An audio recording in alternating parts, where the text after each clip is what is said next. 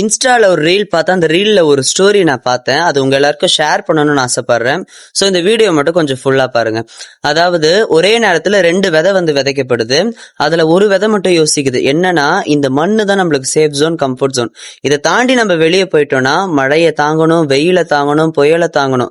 So எல்லாத்தையும் நம்ம எதிர்க்கிற மாதிரி வந்துரும். அதனால நம்ம இந்த மண்ணுலயே சேஃப் ஜோன்லயே இருப்போம் அப்படின்னு சொல்லிட்டு அந்த விதை யோசிக்குது.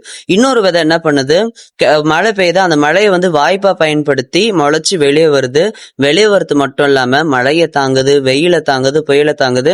எல்லாத்தையுமே ஃபேஸ் பண்ணது, எதிர்த்து நிக்குது. அது பின் வாங்கல. நாள் போக போக அந்த செடி மரமா மாறுது, பெரிய மரமா மாறுது. அந்த மரத்துல பறவைகள் கூடு கட்டுது, குழந்தைகள் விளையாடுது. எல்லாருக்குமே அது நிழலா மாறுது. அதாவது ஒரு சின்ன விதை எல்லாருடைய லைஃப்ல எவ்வளவு பெரிய இம்பாக்ட கிரியேட் பண்ணிருக்குன்னு பாருங்க. இன்னொரு விதை மண்ணுக்குள்ளே இருக்கு. ஒரு நாள் என்ன ஆகுது, சேவலோ கோழியோ அந்த மண்ணை விரட்டி விட்டு அந்த விதையை சாப்பிட்டுட்டு போயிடுது. அந்த விதையினுடைய நிலைமை காலி.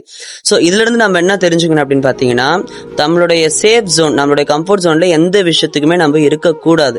எந்த ஒரு விஷயமா இருந்தாலுமே நம்ம முயற்சி செஞ்சு பார்த்தோம்னா அது ஒரு பெரிய இம்பாக்ட கிரியேட் பண்ணும். இது ஒண்ணு. ரெண்டாவது, நம்ம வாழ போறது ஒரே ஒரு லைஃப். அந்த ஒரு லைஃபை எல்லாரும் திரும்பி பாக்குற மாதிரி வாழ்ந்து காமிச்சிட்டு போகணும் அப்படின்றது தான் இந்த ஸ்டோரியோட மாறலே.